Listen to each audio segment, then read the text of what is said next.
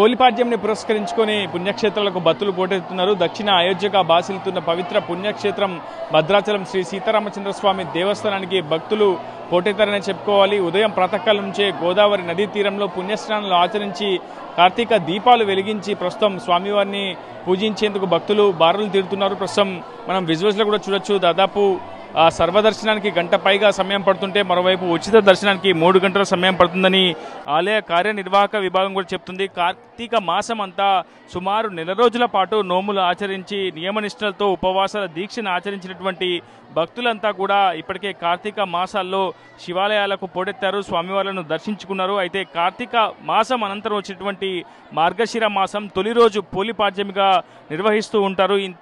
ఈ పోలిపాడ్యంకి అటు పురాణాల్లో విశిష్టమైనటువంటి ప్రాధాన్యతను కల్పిస్తూ ఉంటారు. సో ఆ ప్రాధాన్యత ప్రకారం మహిళా భక్తులు కావచ్చు, భక్తులంతా కూడా ప్రాతకాలం నుంచే పుణ్యస్నానాలు ఆచరించి కార్తీక దీపాలు వెలిగించి నదిలో వదిలి అక్కడి నుంచి పుణ్యక్షేత్రాలకు వెళ్ళి అక్కడ స్వామివార్లను తీర్థించుకోవడం ఆనవాయితీగా వస్తుంది.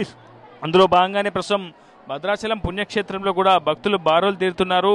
ఉదయం ప్రాతకాలం నుంచే గోదావరి నదీ తీరంలో దీపాలు వెలిగించారు. అరటి దొప్పలపై దీపాలు వెలిగించి దీపాన్ని పూజించడంతో పాటు తమ పాపాలన్నీ కూడా తొలగించి తమలో జ్ఞానజ్యోతి వెలిగించాలని చూపి స్వామివారిని వేరుకున్నారు. అక్కడి నుంచి ఆ తర్వాత భద్రాచలం పుణ్యక్షేత్రాన్ని దర్శించుకోవడం ఆనవాయితీగా ఉంటుంది. కాబట్టి భక్తులు ఒకసారిగా ప్రాతకాలం నుంచి ఆ పుణ్య స్నానాలు ఆచరించి ఆ తర్వాత వెంటనే భద్రాచలం దివ్యక్షేత్రం శ్రీ సీతారామచంద్రస్వామి దేవస్థానానికి వచ్చి స్వామివారిని దర్శించుకునేందుకు ప్రస్తుతం పోటెత్తున్నటువంటి సిచ్యువేషన్ అయితే ఉంది.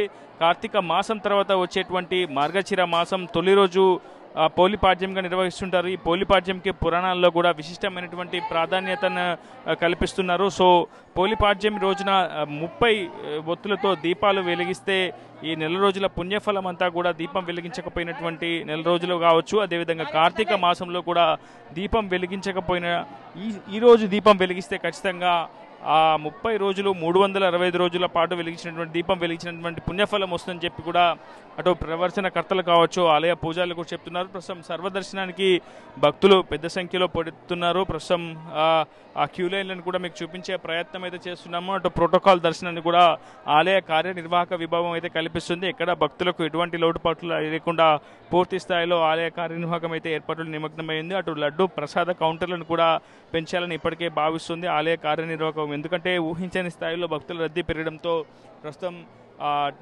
టికెట్ కౌంటర్ల దగ్గర కావచ్చు, అదేవిధంగా ఆలయ ప్రసాద కౌంటర్ల దగ్గర కావచ్చు పూర్తి స్థాయిలో రద్దీ ఎక్కువగా ఉంటుంది. సో ఆలయ కార్యనిర్వాహక విభాగం ముందస్తుగా అన్ని ఏర్పాట్లను చేస్తుంది. ఏదేమైనప్పటికీ పోలిపాడ్యంని పురస్కరించుకొని భక్తులు మాత్రం భారీ స్థాయిలో పుణ్యక్షేత్రాలకు పోడుతున్నారు. ప్రధానంగా గోదావరి నది ఒడ్డున ఆనుకున్నటువంటి పవిత్ర పుణ్యక్షేత్రం భద్రాచలం శ్రీ సీతారామచంద్ర స్వామి దేవస్థానాన్ని కూడా భక్తులు పోడుతారు. సో భక్తులకు ఎటువంటి అసౌకర్యం కలగకుండా, ఇబ్బందులు లేకుండా ఏర్పాట్లు నిమగ్నమయ్యారు ఆలయ కార్యనిర్వాహక విధం. పోలిపాడ్యంని పురస్కరించుకొని పుణ్యక్షేత్రాలకు భక్తులు పోటెత్తుతున్నారు. ప్రాతకాలంలోనే పుణ్య స్నానాలు ఆచరించి భద్రాచలం శ్రీ సీతారామచంద్ర స్వామిని దర్శించుకునేందుకు బారులు తిడుతున్నారు. ప్రస్తుతం భద్రాచల పుణ్యక్షేత్రం భక్తులతో కిటకిటలాడుతుంది. ప్రస్తుతం సర్వదర్శనానికి గంట పాటు సమయం పడుతుంటే ఉచిత దర్శనానికి 3 గంటల పాటు సమయం పడుతుందని ఆలయ కార్యనిర్వాహక విభాగం అయితే చెప్తుంది. ప్రస్తుతం మనకు అందుబాటులో అటు ప్రముఖ పూజారులు ఉన్నారు. ఆయనతో మాట్లాడే అసలు పోలిపాడ్యం యొక్క విశిష్టత, ప్రాధాన్యత, పురాణాలు ఏం చెప్తున్నాయో తెలుసుకునే ప్రయత్నం. స్వామీజీ, అసలు పోలిపాడ్యం అంటే ఏంటి?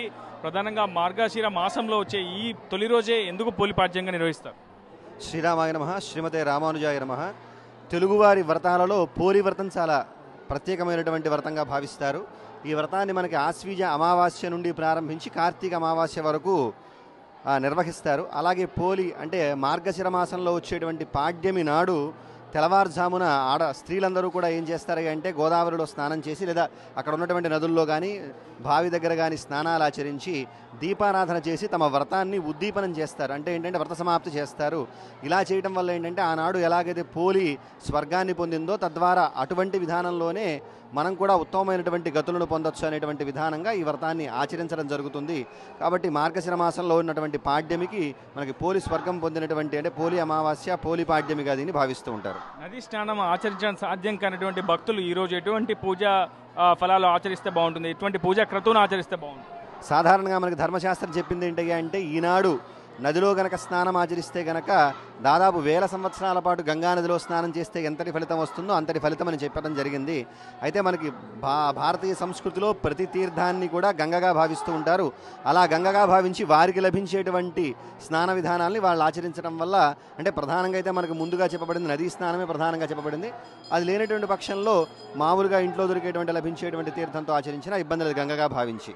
మొత్తంగా అది పోలీ వ్రతాన్ని ఆచరించే మహిళలు ఖచ్చితంగా స్వర్గలోక ప్రాప్తి దక్కుతుందని చెప్పి, అటు నదీ స్నానం ఆచరిస్తే 1000 సార్లు గంగలో మునిగినటువంటి పుణ్యఫలం వస్తుందని చెప్పి పూజారులు చెప్తా ఉన్నారు. ప్రస్తుతం భద్రాచలం శ్రీ సీతారామచంద్ర స్వామి ఆలయంలో భక్తుల రద్దీ కూడా అధికంగా కనిపిస్తుంది. ప్రస్తుతం ఉదయం నుంచి ప్రాతకాలంలో పుణ్యస్నానాలు ఆచరించినటువంటి ఆ తదనంతరం గోదావరి నదీ తీరం నుంచి అటు భద్రాచలం శ్రీ సీతారామచంద్ర స్వామి వారిని వీక్షించేందుకు, దర్శించుకునేందుకు భక్తులు ప్రస్తుతం బారులు తీరుతున్నారు. ఆలయ కార్యనిర్వాహక విభాగం భక్తులకు ఎటువంటి లోటుపాట్లు తలెత్తకుండా ముందస్తుగా ఏర్పాటు చేసింది. అటు ప్రసాదం కౌంటర్లను కూడా పెంచాలని ఇప్పటికే ఆలయ కార్యనిర్వాహక విభాగం నిర్ణయం అయితే తీసుకుంది. ఎందుకంటే భక్తుల సంఖ్య ఊహించని స్థాయిలో పెరుగుతున్న నేపథ్యంలో ప్రస్తుతం ఈ ఆలోచనను కార్యనిర్వాహక విభాగం అయితే చేసిందని చెప్పుకోవాలి. అయితే ప్రధానంగా కార్తీక మాసం అంతా కూడా శైవాలయాలు కిక్కిరిశాయి. అయితే ప్రస్తుతం మార్గశిర మాసం ఈ రోజు నుంచే ఆరంభమవుతుంది. కార్తీక మాసంలో నియమనిష్టలతో ఉపవాస దీక్ష ఆచరించినటువంటి